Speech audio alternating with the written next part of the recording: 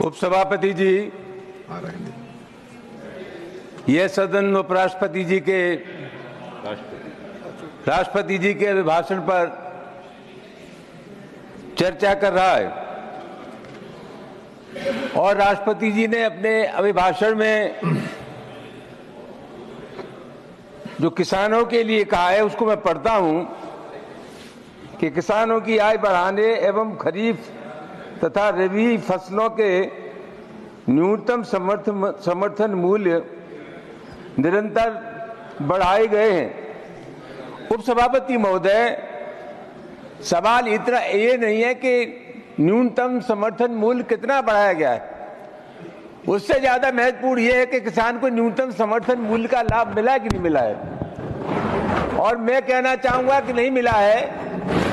एक शांता कुमार कमेटी बनी, उपसभापति जी महोदय, शांता कुमार भारतीय जनता पार्टी के नेता थे, भारतीय जनता पार्टी की सरकार में केंद्र में मंत्री रहे, हिमाचल प्रदेश के मुख्यमंत्री रहे।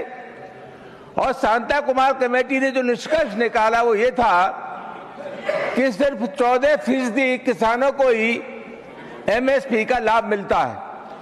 उपसभापति जी, 2020-2021 में भी किसानों का बड़ा आंदोलन हुआ, लगभग 700 किसान उसमें शहीद हो गए, तमाम किसानों के खिलाफ आपराधिक मुकदमे लिखे गए, सरकार ने उनकी कोई आज तक इमदाद नहीं की, मुकदमे वापस नहीं हुए।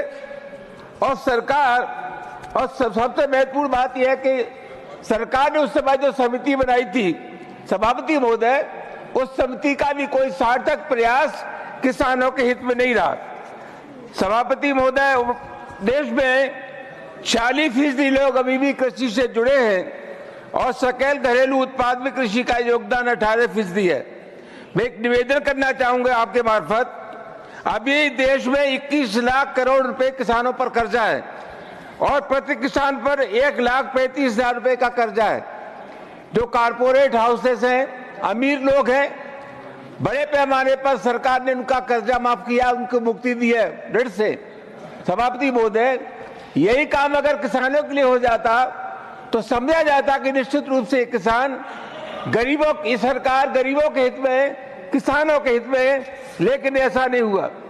सभापति महोदय, एक लंबे से हिंदुस्तान के किसान आंदोलन कर रहे हैं और आपको मालूम है कि जगजीत सिंह डल्लेवाला का अनशन महीनों से चल रहा है। मैं ऐसा मानता हूं कि दुनिया की कोई समस्या ऐसी नहीं है जो बातचीत के जरिए हल हो सके, बशर्ते कि लोगों की नीयत ठीक हो।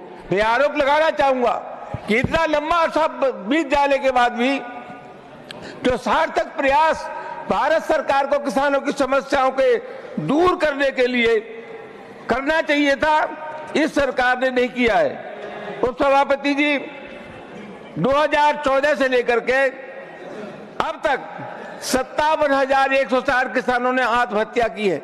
और मजेदार बात यह है, ये जो किसानों की बात करते हैं सभापति महोदय, इतना गंभीर मामला है कि किसानों के जो भाव तय कर, फसलों के भाव तय करने वाली कमेटी है, एमएसपी तय करने वाली कमेटी है, वो कृषि मंत्रालय के अधीन एक सचिव होता है, वो उसकी अध्यक्षता करता है।